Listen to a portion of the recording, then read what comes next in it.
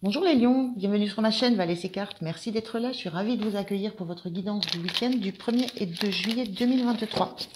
Donc c'est une guidance toujours générale intuitive, donc ne prenez que les messages qui résonnent pour vous, que ce qui vous parle. Voilà, tout le reste vous laissez. Allez, on est parti pour une première carte qui va donner un petit peu la couleur de votre week-end, l'énergie. Hop, ben la voilà. Alors, on a quoi? On a croyance, qui nous parle de rencontres étranges. Ça, c'est une carte, alors je ne connais pas exactement toutes encore par cœur, mais c'est une carte qui parle dans le livre du fait que Alice rencontre une licorne. La licorne pensait que les enfants n'existaient pas, étaient des choses imaginaires, et bien Alice ne pensait pas que les licornes existaient, mais la rencontre se fait, et chacun s'aperçoit que l'autre existe. Donc il y a cette notion-là dans cette carte, de rencontrer quelque chose ou quelqu'un qu'on ne pensait pas qui pouvait exister. Quelque chose qui est complètement surprenant, mais qui nous met face à peut-être les pensées limitantes qu'on pouvait avoir sur ce qui relève de la normalité et ce qui ne l'est pas, ce qui relève de ce qui doit exister, de ce qui ne doit pas, ce qui peut, ce qui ne peut pas. Donc il y a vraiment cette notion-là où il y a une rencontre qui remet en cause peut-être des certitudes qui ne sont basées sur rien de concret, mais qui remet un peu, comme si ça remettait un peu des choses à plat, et si ça venait un petit peu bouleverser les convenances, bouleverser aussi les certitudes, la vision qu'on avait de ce qui est, de ce qui me vient, de ce qui peut exister ou pas, de ce qui peut être normal ou pas, de ce qui peut être réel ou pas. Ça peut parler aussi de rencontres de soi avec soi ou de soi avec des croyances qu'on peut avoir. Voilà, on est dans la notion d'étrange, mais surtout de rencontre. Allez, 3 cartes s'il vous plaît.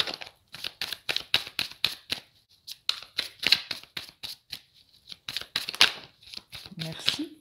Alors, on a la tour inversée, le valet d'épée,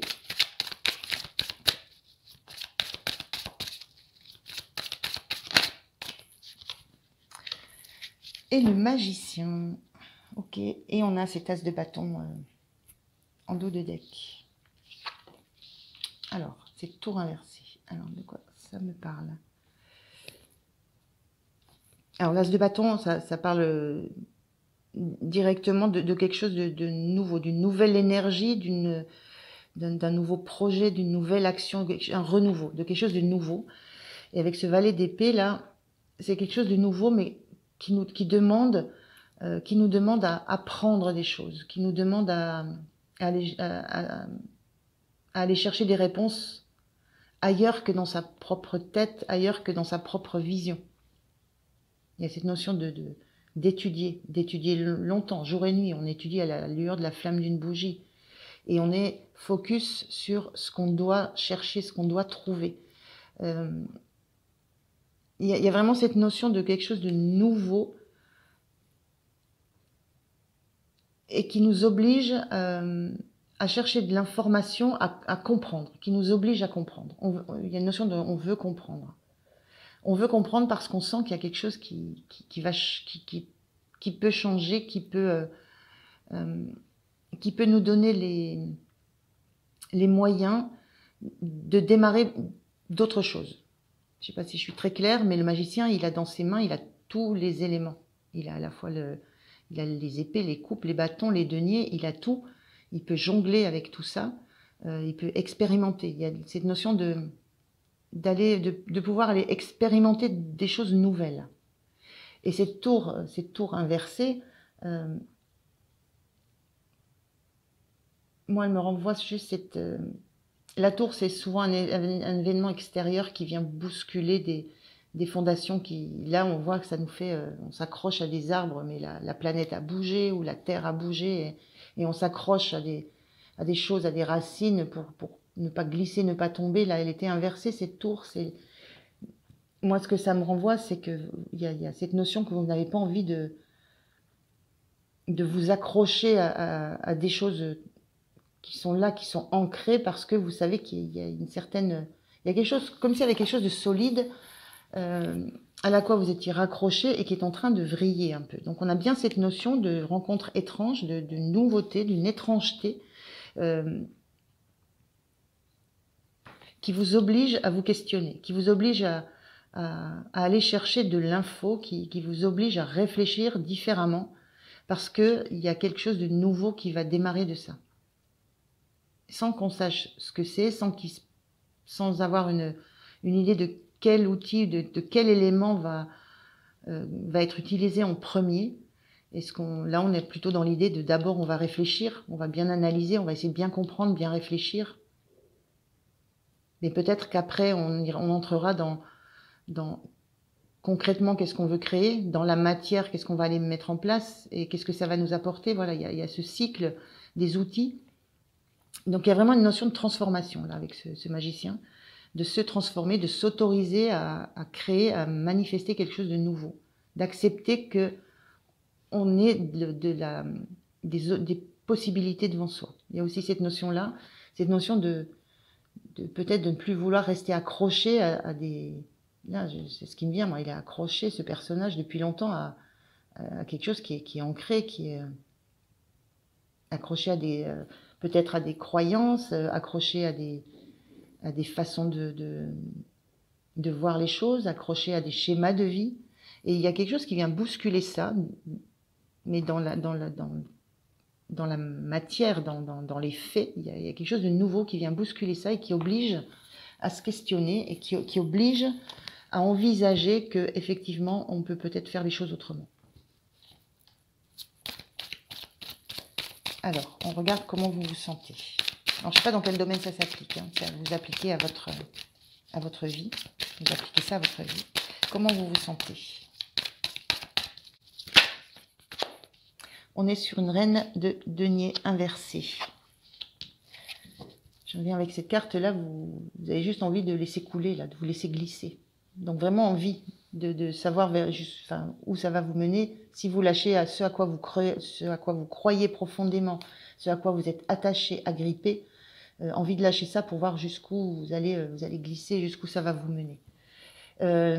Comment vous vous sentez en reine de denier inversée? Je dirais pas très sereine, ce qui est plutôt logique. Et avec ce 6, besoin de savoir, envie d'harmonie. Le 6, c'est on donne, mais parce qu'on a beaucoup reçu. On est en capacité d'offrir parce qu'on a eu suffisamment, on a reçu suffisamment. Donc on redonne, on redistribue. Il y a une notion quasiment d'énergie circulaire là. Voilà, on peut donner parce qu'on a reçu à hauteur. Vous sentez que vous avez eu beaucoup de... Il y a cette notion de savoir que... c'est comme si je pouvais dire vous avez été gâté. Vous avez été gâté autant dans ce que vous avez reçu que dans ce que vous avez pu donner. Il y a une certaine reconnaissance de la qualité de vie que vous avez eue, que vous avez. Et cette reine de denier, elle est inversée, mais ça montre... que ça ne vous est plus suffisant. Voilà. Il y a cette notion que l'environnement dans lequel vous êtes, où il y a ces échanges harmonieux, où on est dans ces échanges, vous sentez que ça c'est plus suffisant. J'ai la sensation ça ne vous nourrit plus assez. Il y a besoin d'autre chose. Et c'est peut-être cette autre chose, cette notion de tour, de nouvelles activités qui arrivent, de nouvelles passions qui vous arrivent, qui entrent dans votre vie. On l'avait avec l'as de bâton, hein, c'est quelque chose qui a comme objectif de passionner. On y va par passion dans ces nouveaux projets, dans cette nouvelle relation, dans quoi que ce soit. Mais là, en ce moment, vous sentez que cet environnement dans lequel vous évoluez, où en fait chacun a bien sa place, hein, on a la place de la mère, on a la place des enfants, on sait qui reçoit, on sait qui distribue. Il y a cette notion de mère nourricière qu'on retrouve dans la reine de denier, mais qui est ici inversée. J'ai presque la notion que ça représente la même carte. La reine de denier, elle nourrit tout le monde parce qu'elle est suffisamment nourrie. Il y a cette sensation d'avoir fait jusque-là tout ce qu'il fallait, mais que maintenant, il y a besoin pour vous d'aller quelque chose qui va vous nourrir plus, qui va vous apporter de nouveau de la richesse intérieure. Ça peut être de la matière, hein, de l'argent, de la possession, mais plutôt de la richesse intérieure qui va vous confronter aussi, vous vous sentez confronté à vos manques, en fait. Voilà, c'est un petit peu ce que je peux ressentir là. Et cette tasse de bâton qui est arrivée, ces nouveaux projets qui vous obligent à réfléchir, qui vous obligent à vous re-questionner, à vous remettre en question, qui vous fait glisser, qui vous fait lâcher vos repères, mais qui vous ouvre en même temps des tas d'opportunités. C'est là où, voilà, il y a cette sensation, le pendant de ça, je vois cette balance là, le pendant de ça, c'est que ça vous renvoie au fait que vous avez la sensation peut-être que maintenant il y a d'autres choses à aller chercher pour vous satisfaire, vous. Et pour que vous puissiez toujours être dans ce rôle de je peux offrir, mais avant il faut que je m'offre à moi-même. Alors, le point de soutien.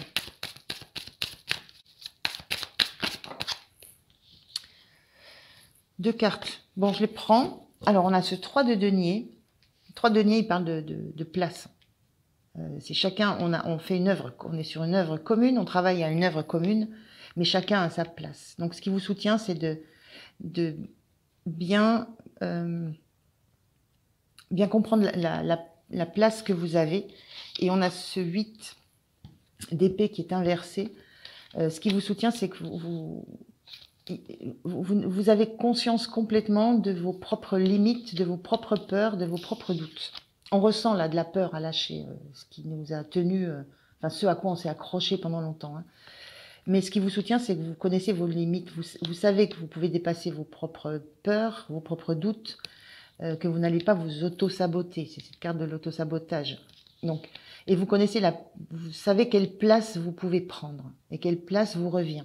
Il y a cette notion-là, hein, dans cette reine de denier inversée, c'est qu'il y a une notion de retrouver sa pleine puissance, sa pleine nourriture et sa pleine place. Parce que là, ce qu'on voit sur ce 9 de bâton, c'est... alors j'en parlais dans le tirage d'avant, mais parce qu'elle me vient comme ça, cette carte. C'est un personnage qui est assez âgé là, et ça fait longtemps qu'il s'est occupé de faire pousser des choses, de faire croître des plantes, des jeunes plants, qu'il a mis des tuteurs, qu'il a installé des tuteurs.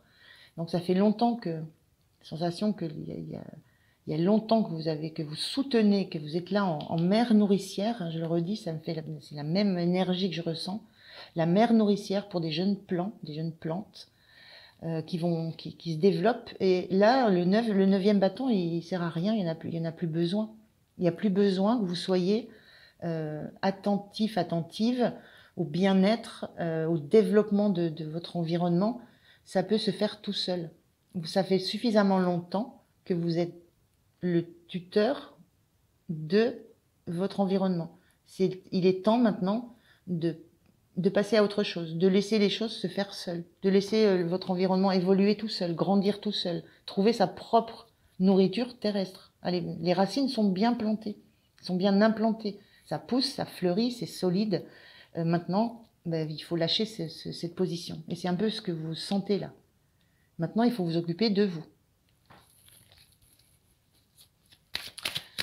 Le point de vigilance.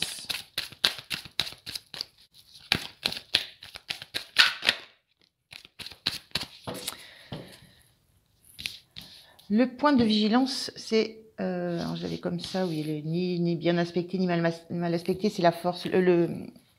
Et on a 18, la lune. Le point de vigilance, on a 2 arcanes majeurs, donc c'est quand même des énergies qui sont assez importantes. C'est, on voit ce personnage-là qui essaye de sauver un loup, de sauver un animal qui baigne dans de l'eau, donc il peut assimiler ça à baigner voilà, il y a une notion d'émotionnel là-dedans, de relationnel. Le point de vigilance, c'est de vous... ça peut perturber l'environnement, ce que vous vivez, ce que vous décidez, parce qu'il y a cette notion de décision. Hein, une fois que ça sera bien intégré, ça va... Il y a ce magicien, hein, ça va démarrer. Hein, il y a quelque chose de nouveau qui va démarrer, que vous allez expérimenter. Et le point de vigilance, c'est ne pensez pas qu'à soigner les autres, qu'à protéger les autres, qu'à être là pour les autres. Voilà, pensez à vous dans la matière, dans le concret, dans l'idée de vous ressourcer, régénérer, et ne soyez pas uniquement attentive à soigner les autres parce que ça risque de leur faire un peu de peine ou ça risque de générer chez eux des émotions qu'il faudra qu'ils apprennent à gérer seuls de toute façon. Donc il y a cette notion-là, un peu de position de sauveur que je vois dans cette carte. Et puis avec la lune, c'est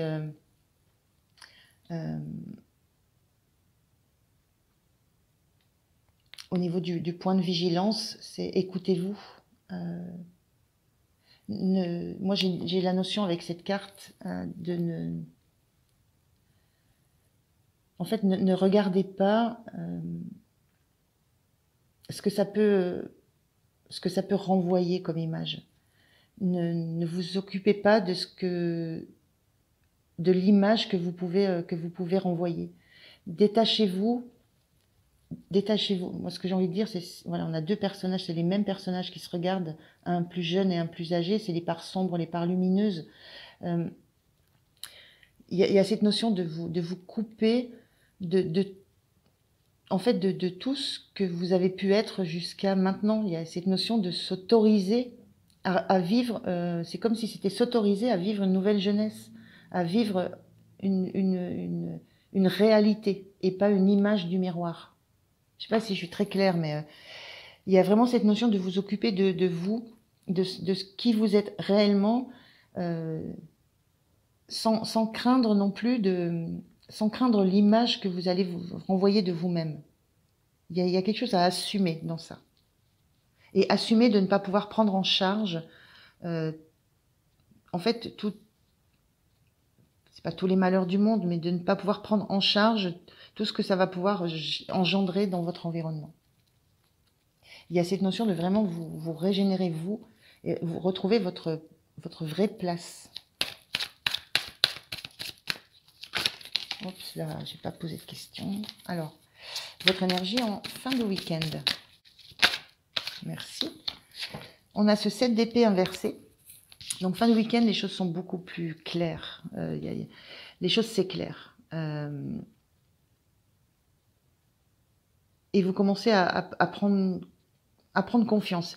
Ce 7 d'épée, en général, c'est on n'a pas confiance. On est toujours obligé de regarder ce qui se passe dans notre dos. Il y a des choses cachées. On ne fait pas confiance. Moi, j'ai la sensation que vous commencez à prendre confiance dans ce que vous voulez, faire. Et on a le 2 de denier inversé. Vous allez choisir un chemin, en fait. Vous allez choisir une voie. Vous allez arrêter de jongler entre 2 états, entre l'état, entre 2 pensées, concrètement entre deux façons de faire. C'est une notion que vous prenez, une notion de prendre confiance dans ce que vous êtes en train de faire, de ne plus vous occuper de ce qui se passe dans votre dos, de vous recentrer sur vous et sur ce que vous avez envie de faire, et de faire le choix de partir dans une direction. Voilà, de ne plus faire 2 choses, de ne plus faire 2 choses à la fois. C'est une croisée des chemins. Vous choisissez un chemin. Vous choisissez une voie et vous allez la choisir en toute connaissance de cause de vous, de la situation et en affrontant aussi les zones d'ombre, les peurs. On l'a vu avec la lune, hein, vous êtes en capacité d'affronter ça et d'avoir confiance dans le choix que vous faites. dans toutes les possibilités que vous avez. Voilà. Et on voit bien que cette rencontre étrange, en fait, c'est cet as de bâton qu'on avait en dos de deck au début, hein, qui est très puissant, qui est très soudain, qui est très, ça peut être très violent aussi. Il y a quelque chose de vraiment de très puissant qui arrive et qui vous confronte à la vie que vous menez et à celle que vous allez choisir au chemin que vous allez choisir de prendre. Alors, on regarde un petit message. Hop, là, des anges, je le vois là ici. Ah ben. Confiance. Je vous le disais, hein, tout va fonctionner parfaitement. Nous, tes anges, sommes là pour te nourrir, te protéger et te guérir. C'est tout ce dont vous avez besoin, d'être nourri, protégé. Et confiance dans le pouvoir de guérison de notre amour. Nous t'aimons plus que tu ne peux l'imaginer. Donc ça, c'est un beau message pour vous. Je prends un dernier message des portes de l'âme. Alors, quel est le message pour vous?